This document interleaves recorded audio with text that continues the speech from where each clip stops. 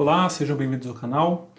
No vídeo de hoje a gente vai falar um pouquinho sobre o terminal do Linux, o Bash, que é algo essencial se você quer trabalhar com tecnologia. Se você vai trabalhar com nuvem, com desenvolvimento de software, com qualquer coisa, na verdade, você mais cedo ou mais tarde vai precisar do terminal.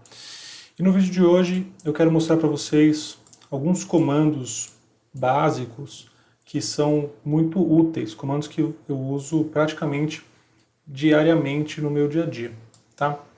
Então, compartilhando a tela aqui com vocês,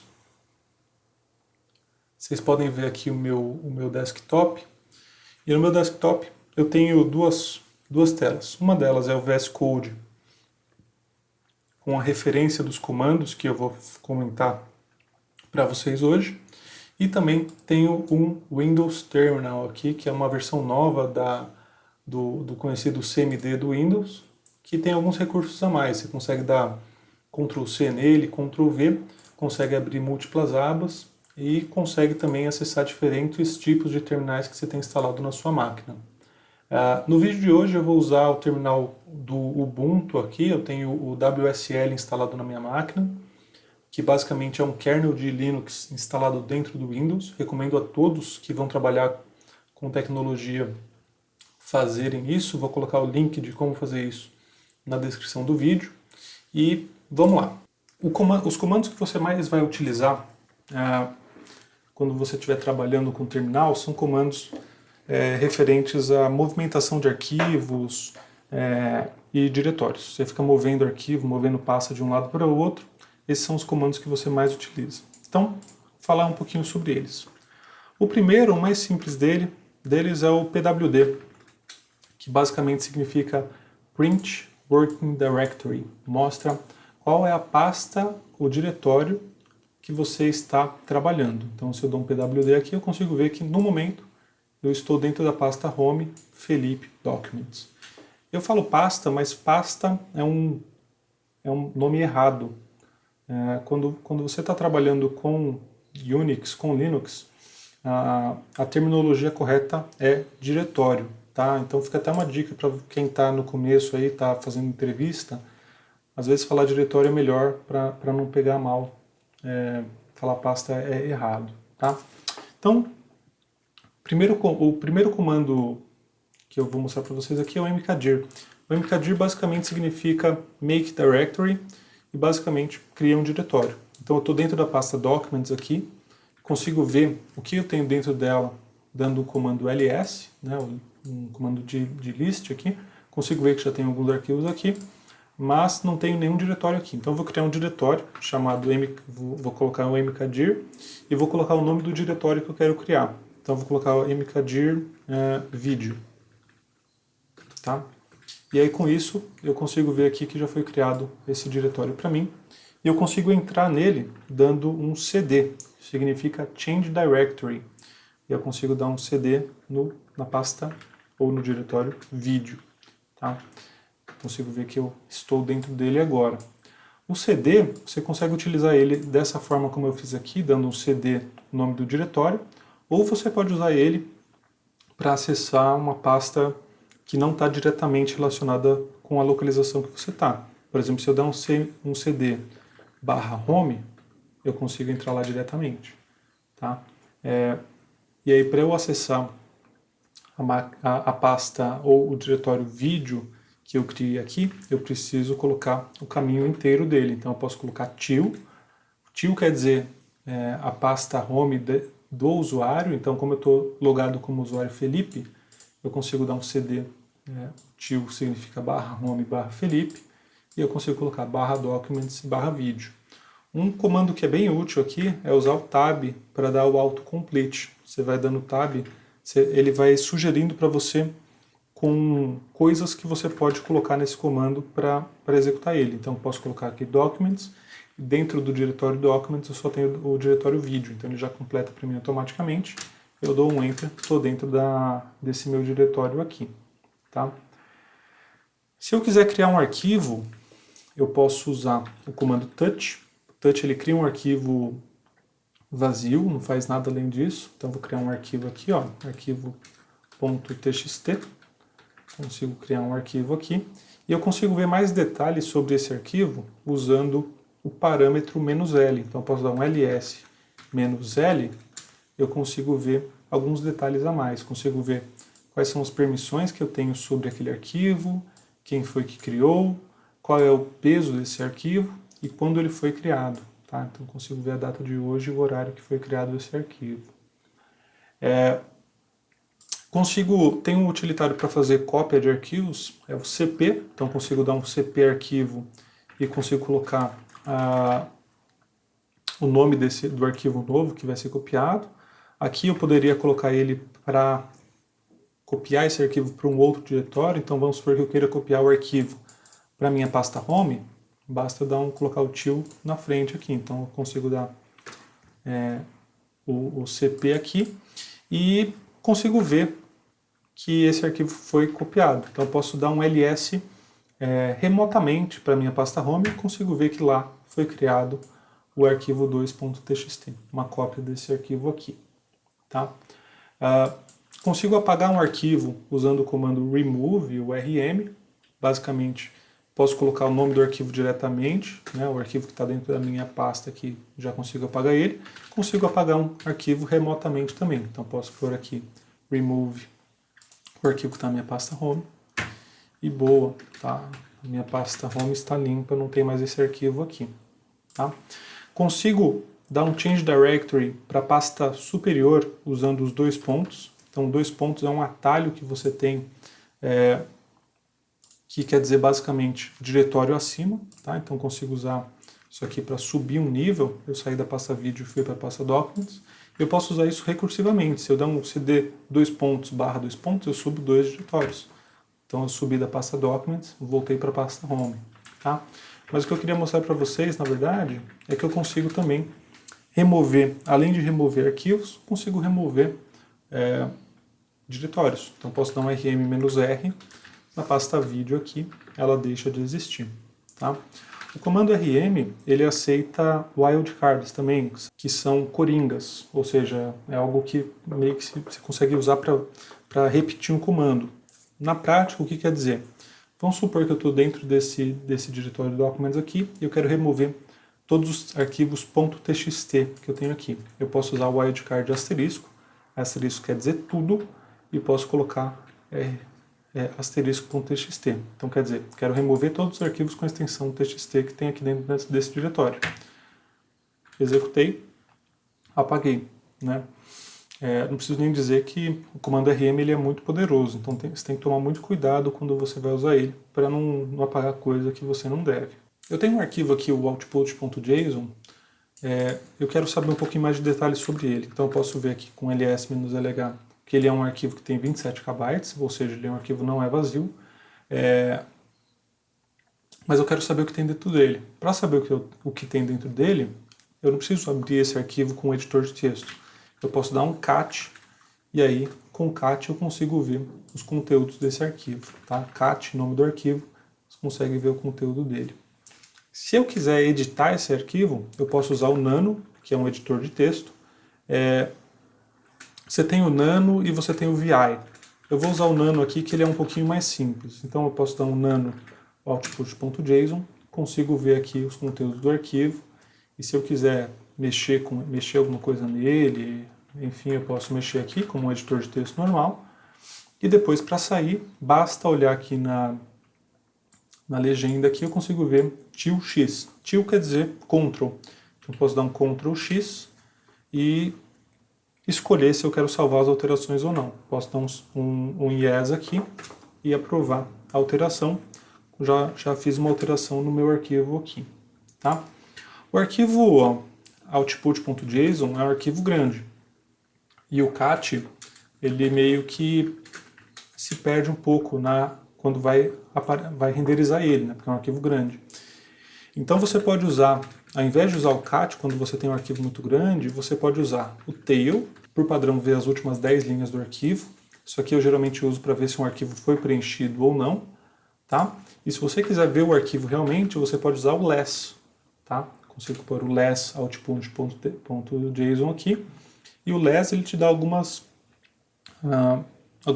capacidades. Primeiro, você consegue ver o arquivo por partes, então ele começa a ler a partir do começo do arquivo e você vai apertando espaço, você vai vendo progressivamente o que tem dentro desse arquivo.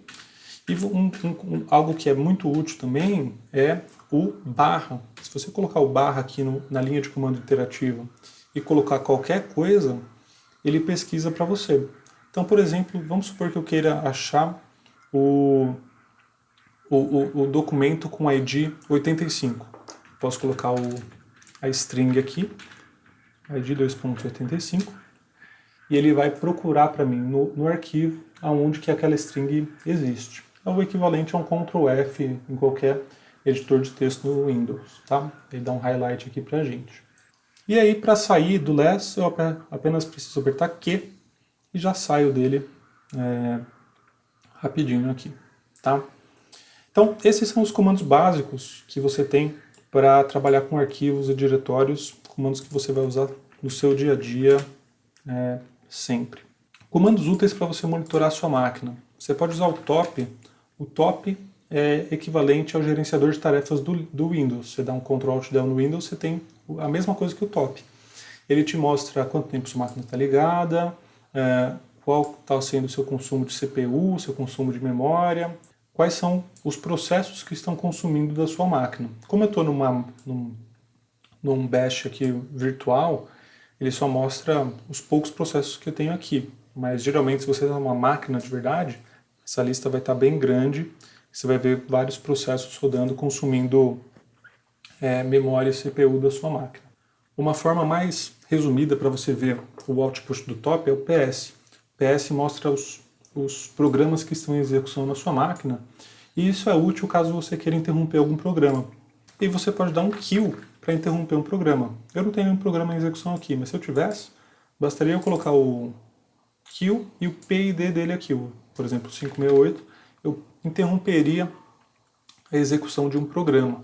Um outro comando que é interessante é o df, que basicamente serve para você ver a ocupação dos discos da sua máquina. Às vezes você está com problema para gravar arquivos, algo não está funcionando direito, vale a pena você dar um df só para ver se os seus discos estão com espaço livre dentro deles. Tá? Eu uso "-h", porque daí ele resume aqui para gigas, teras e tudo mais. Um comando que é essencial você saber, se você for trabalhar com desenvolvimento web, é o curl. O curl serve para fazer requisições HTTP. Serve para várias outras, mas o principal são as requisições HTTP. Com ele você consegue testar as APIs que você cria, você consegue fazer download de arquivos, então é um comando, no geral, muito útil. Para vocês verem aqui, eu consigo, por exemplo, colocar curl www.google.com. Se eu der isso, o que acontece? Eu baixei o HTML do Google. Esse é o arquivo que o seu navegador interpreta para renderizar o Google. Né? Um exemplo mais prático aqui, imagina que você tem uma API, por exemplo, eu tenho essa JSON placeholder aqui, e eu quero dar um get nela. Eu quero pegar aqui alguns usuários que estão naquela API. Então eu posso dar um get aqui na API do /users, e eu consigo receber aqui o JSONzinho que veio dessa API.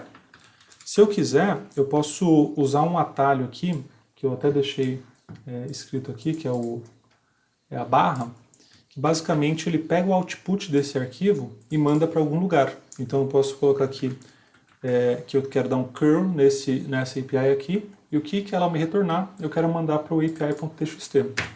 Eu faço o download desse arquivo e eu tenho o api.txt disponível aqui para eu trabalhar. Então é assim que você pode fazer download de arquivos usando o curl. Mas o curl é um comando muito poderoso. Eu recomendo vocês pesquisarem um pouco sobre como fazer um post com curl, como fazer autenticação com curl. É um comando muito útil. Tá? Tem alguns atalhos que são muito úteis aqui. Vamos começar pelo ponto. O ponto basicamente quer dizer o working directory que você está. Então vamos supor que eu saia da pasta Documents e eu quero copiar o output.json que está lá para essa máquina, para esse diretório de cima aqui, para a pasta Home. O que eu posso fazer? Eu posso dar um cp documents barra o arquivo que eu quero copiar para cá. Eu uso o ponto para isso. E aí ele já interpreta para mim, eu não preciso colocar não preciso colocar aqui o barra home barra Felipe barra output.json. O ponto ele já serve para resumir tudo isso aqui. É uma praticidade que você tem. Um outro comando que é muito útil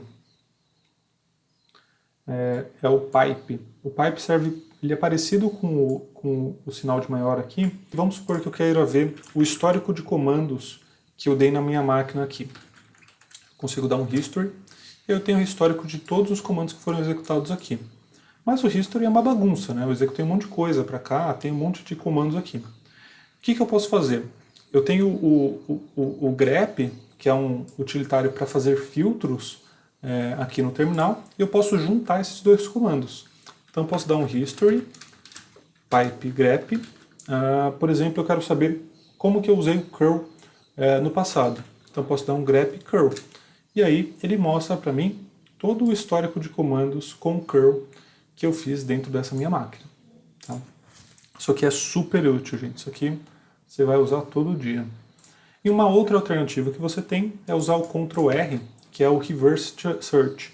Basicamente, você consegue colocar uma string aqui, por exemplo, curl de novo, e você consegue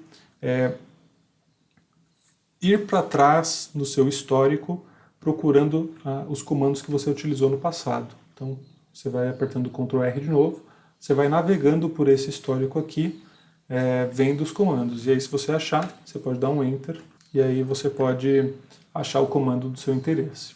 Tá?